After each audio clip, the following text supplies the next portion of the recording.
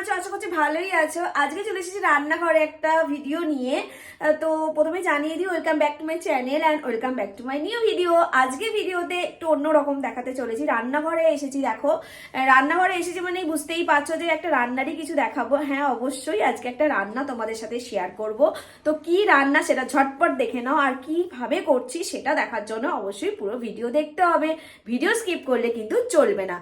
তো প্রথমে দেখিয়ে দিই আমি কি রান্না করছি, আমি কি কি উপকরণ, এগুলো আমি পরে দেখাবো, কিন্তু কি রান্না আসল করছি সেটা তোমাদের দেখাচ্ছি। এই যে আজকে রান্না করবো হচ্ছে এই মাছটা হচ্ছে ভোলা মাছ। এটা আমার শীতকালে ভীষণ প্রিয়, কেন জানি না, মানে শীতকালে বরফের মাছ, ফ্যাসা মাছ, ভোলা মাছ, এই টাইপের মাছ আমার ভীষণ খেতে ভালো লাগে। এইটা হলে আমার আর কিছু চাই না, কোনো সবজি কিচ্ছু দরকার নেই, এর কালিয়া হলেই আমার ভাত খাওয়া হয়ে যায়। তার জন্য আজকে এই মাছ তোমাদের কাদের কাদের ভালো লাগে সেটা কিন্তু অবশ্যই জানিও। তো এই মাছটা দেখো প্রথমে নুন হলুদ মাখিয়ে রেখে দিয়েছিলাম, তো এখন এই কড়াতে তেল ঢেলে দিয়েছি। এই কড়াটায় আমি মাছগুলো ভাজবো, সর্ষের তেল দিয়েছি। মাছগুলো জাস্ট ভেজে নেবো, এরপর কি কি দিয়ে করছি সেগুলো দেখবে, অবশ্যই দেখতে থাকো।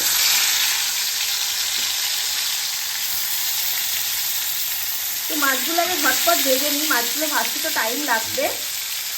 তো চলো কি কি উপকরণ লাগবে সেগুলো দেখিয়ে দিই। তো কি কি উপকরণ লাগছে তোমরা দেখে নাও।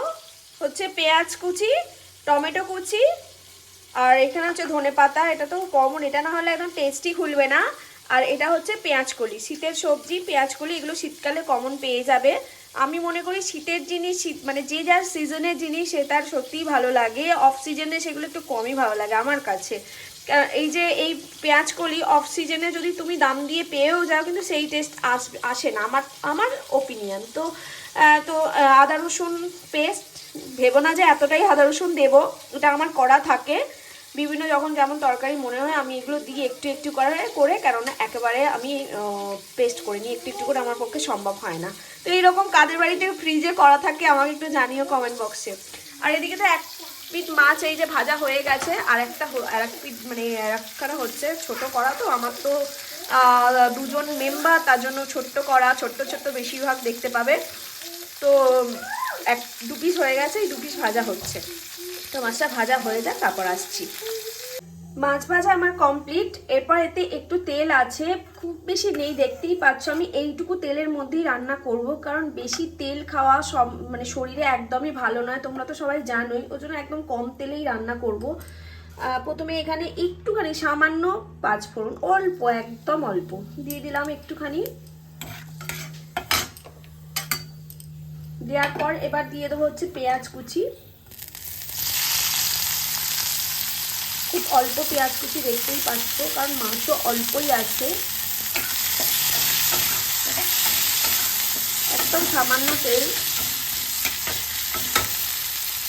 তো পেঁয়াজটা একটু ভাজা হবে, তারপর আরও সব কিছু দেবো। তো পেঁয়াজ ভাজা আমার হয়ে গেছে। এরপর আমি দিয়ে দেবো হচ্ছে টমেটো কুচি। টমেটো কুচির ওপর আমি একটু নুন দিয়ে দেবো, যাতে টমেটোটা তাড়াতাড়ি গলে যায়। পেঁয়াজটা আমি দেখতেই পাচ্ছ, খুব যে লাল লাল করে ভেজে নিয়েছি তা না, এই টমেটোটা একটু ভাজা ভাজা হবে, তারপর আমি আদার্স মশলাগুলো দেবো। এটাও আমার ভাজা ভাজা হয়ে গেছে। এরপর আমি দিয়ে দেবো একটুখানি রসুন বাটা, আর একটুখানি দেবো আদা বাটা। তো এইটাই আমি এখন ভালো করে কষবো। ভালো করে না কষলে আদা রসুন একটা বাজে স্মেল আসে, তোমরা তো বুঝতেই পারছো। এটা আমি এখন ভালো করে কষবো। তো একদম কষা হয়ে যায়, তারপর আবার আসছি। এটা আমার ভালোভাবে কষা হয়ে গেছে। এরপর আমি দিয়ে দেবো হচ্ছে হলুদ গুঁড়ো,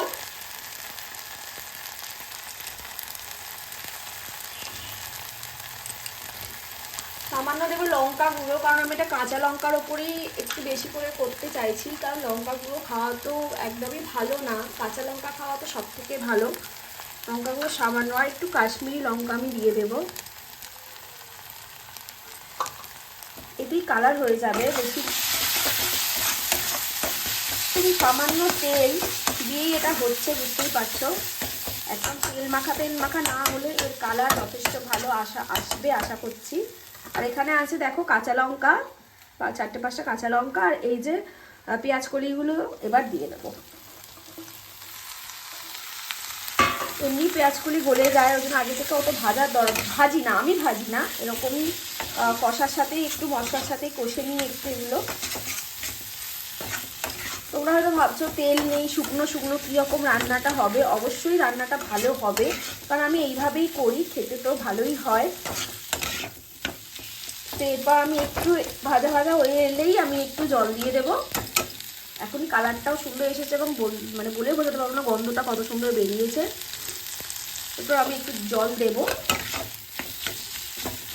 জল দিয়ে তারপর ফোটাবো।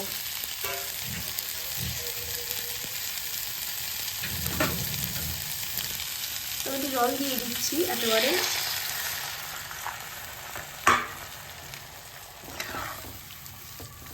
তো এটা একটু ফুটে আসুক, তারপর দেখাবো কিরকম হলো না হলো। তো এটা একদম ফুটে এসেছে। সেই টমটমের সময় সামান্য একটু নুন দিয়েছিলাম, আর একটু নুন লাগবে, তো নুনটা আমি দিয়ে দিলাম। এটাই হয়ে যাবে। তো একদম ফুটে গেছে, আর একটু ভালো করে ফুটলে তবে আমি মাছগুলো দেব। তো গ্রেভিটা একদম রেডি হয়ে গেছে। এরপরেই সব মাছগুলো দিয়ে দেবো আমি। এরকম একটু গা মাখা করে বানাতে হবে, একদম শুকনো ভালো লাগে না।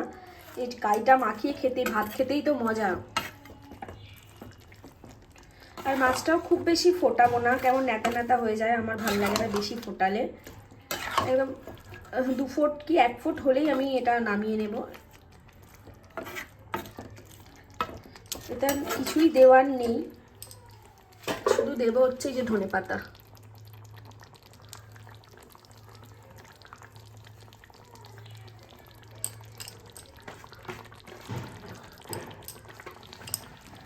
তো রান্না অলমোস্ট ডান। তো দেখতে কালার তো ভালোই হয়েছে, খেতেও আশা করছি ভালোই হবে। তোমরা বাড়িতে এইরকম ভোলা মাছ রান্না করো আর খেয়েও কমেন্ট করে জানিও কেমন হয়েছে। তো চলো এখনের মতো ভিডিও শেষ করছি, আবার চলে আসবো অন্য কোনো ভিডিও নিয়ে। তো ভিডিও কেমন লাগছে অবশ্যই তোমরা জানিও, আর অবশ্যই প্লিজ প্লিজ প্লিজ আমার চ্যানেলটিকে সাবস্ক্রাইব করো। তো চলো এখনের মতো টাটা।